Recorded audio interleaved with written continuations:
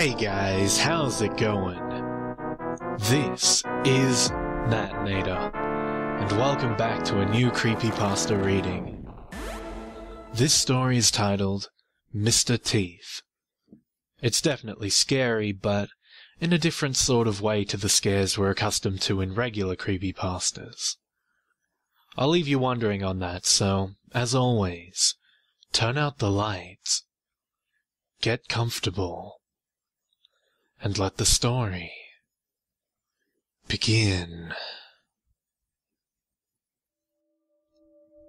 People sometimes ask me what my first memory is. Invariably I lie, because I'm prone to avoid the explanation that comes with the truth. Maybe from now on, if someone casually asks me, "What is your first memory?" I'll reach into my bag where there'll be copies of this story, and I'll just hand one over. As they read it, their face will morph from confusion into the furrowed brow of concern, and finally into the drop-jawed bewilderment that accompanies real fear. In passing, I tell people that my first memory was of me standing on a stool in front of my kitchen window.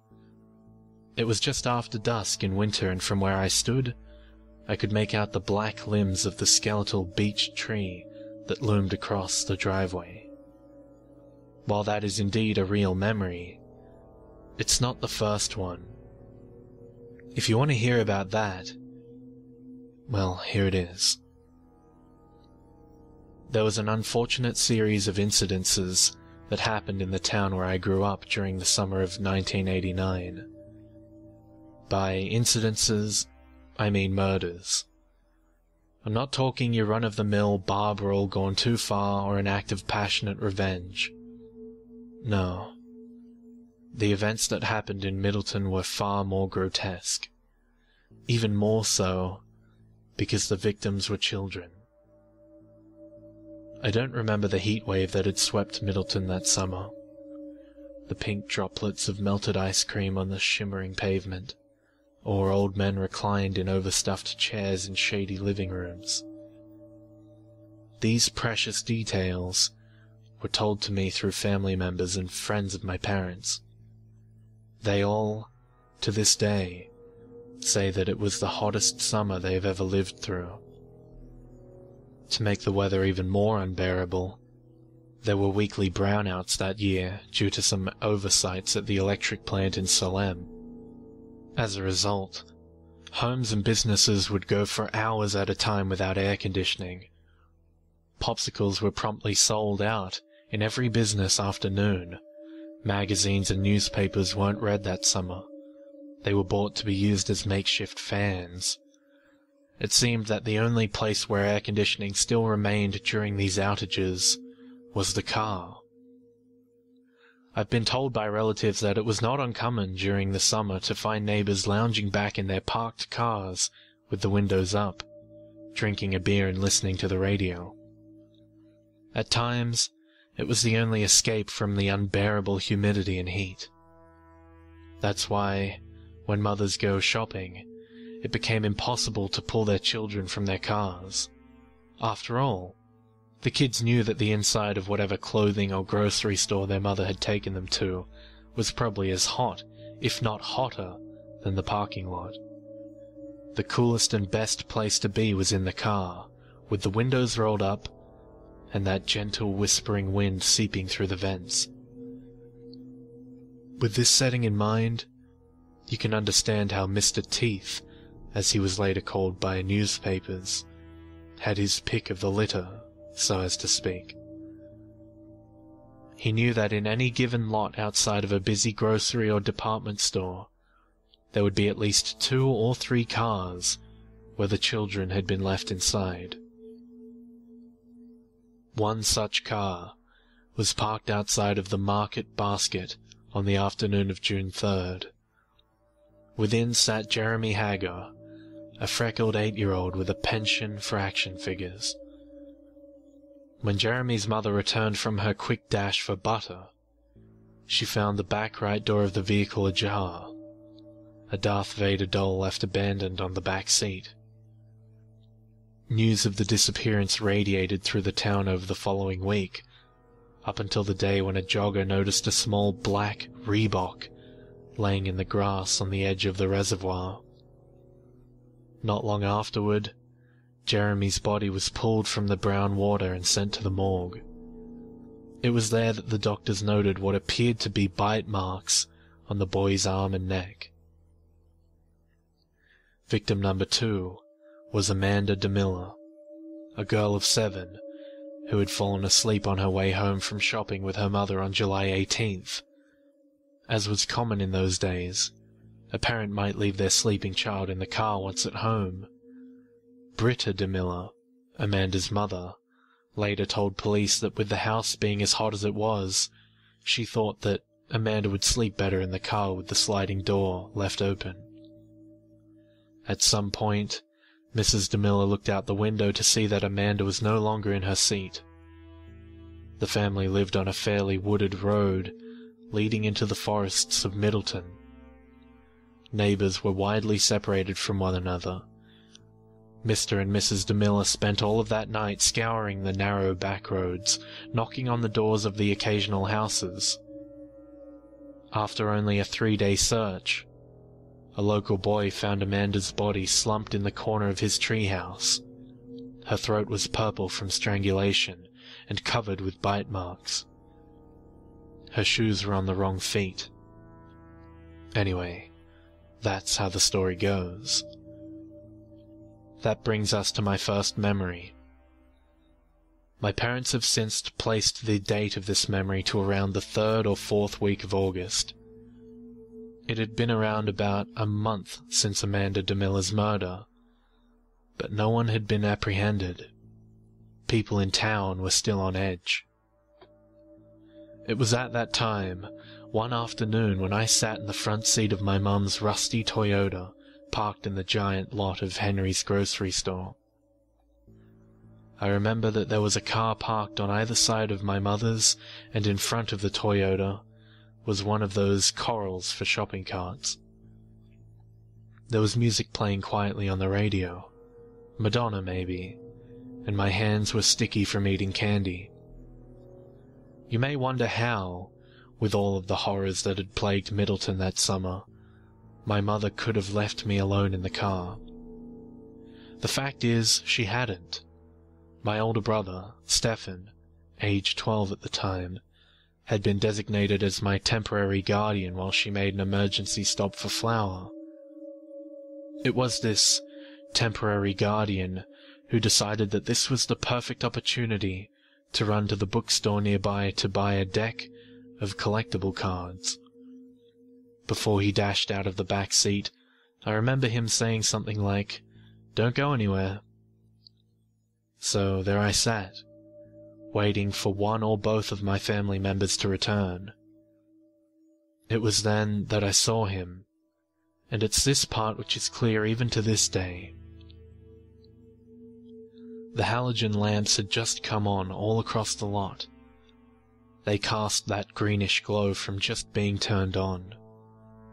The sky beyond the pines that bordered the market was streaked with pink and purple. It must have been around 7:30.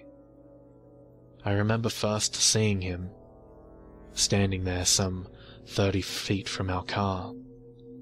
Almost instantly, the music from the radio faded from my ears along with the sharp rattle of carriage wheels on the old pavement. Transfixed, silent, I stared out the window shield at his lanky, gaunt figure framed by pink and purple sky. Through a curtain of greasy black hair falling across his brow, I discerned a single eye. It seemed to sort of take on the green glow of those halogen lights. He tilted his head back a bit, and the hint of a smile danced across his thin lips. He must have stood and stared through the windshield at me, transfixed and spellbound as I was, for 1 whole minute. He then started a slow walk over to the side of my car, never taking his eye from mine. Once he was outside my door, he looked down his long beak-like nose at me. Then, Looking around, he began to wiggle the handle. "Open up," he said, looking down at me again. I just stared at him without saying anything. Again. "Open up."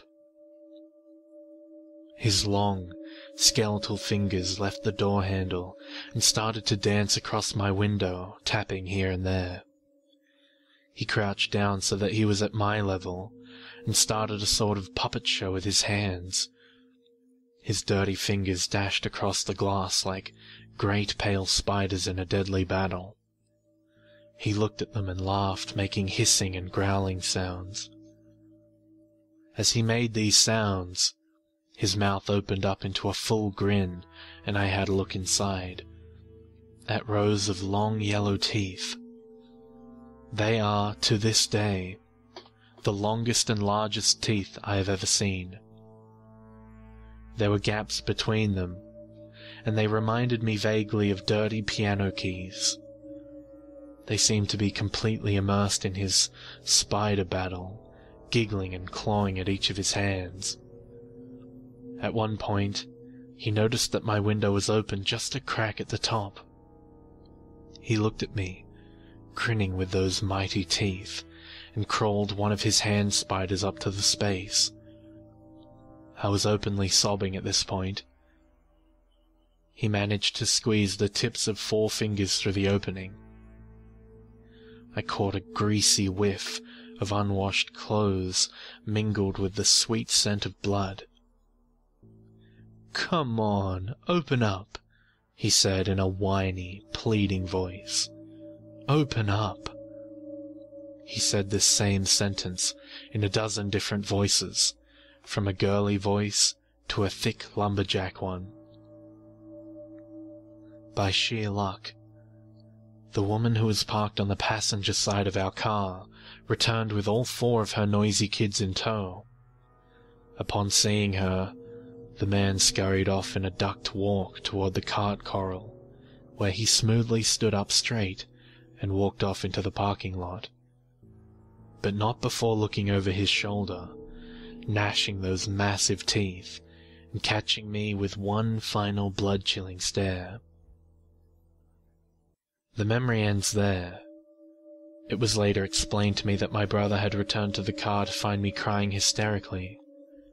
No matter what he said to calm me through the glass, apparently, I wouldn't unlock the doors. My mother returned soon after. She said that all I could manage to say through thick sobs was, "There was a man." I just kept repeating it for hours after that. There was a man. Like the insufferable heat, so too did the Middleton murders come to an end with the changing of the seasons. Just 2 weeks after my parking lot encounter, the child killer, who was later identified as Raymond Sandler, aged 29, was caught after taking a young girl from a birthday party at a roller rink in Beverly. A worker on his coffee break at the adjacent gas station saw a thin man lead the girl out the back door of the rink and attempt to force her into a red car. The worker called the cops, and the car was pulled over on Route 128, just outside of Gloucester.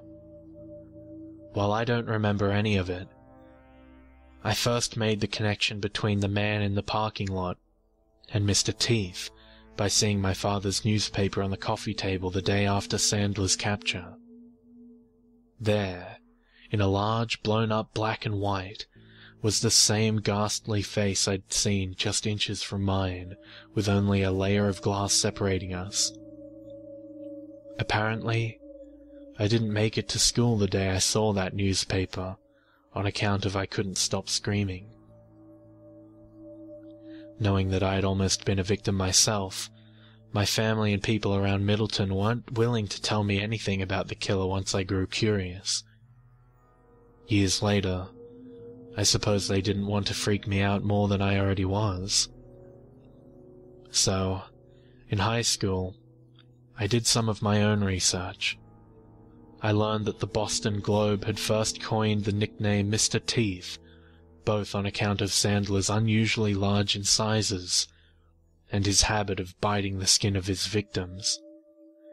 His means of killing was almost exclusively strangulation.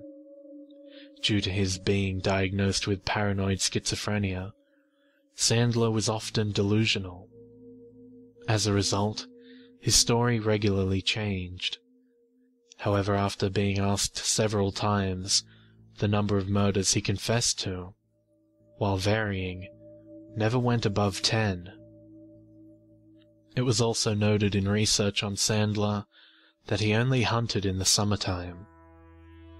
Some speculated that this was because of the easy access to children who had been left in cool cars while their parents went into shop.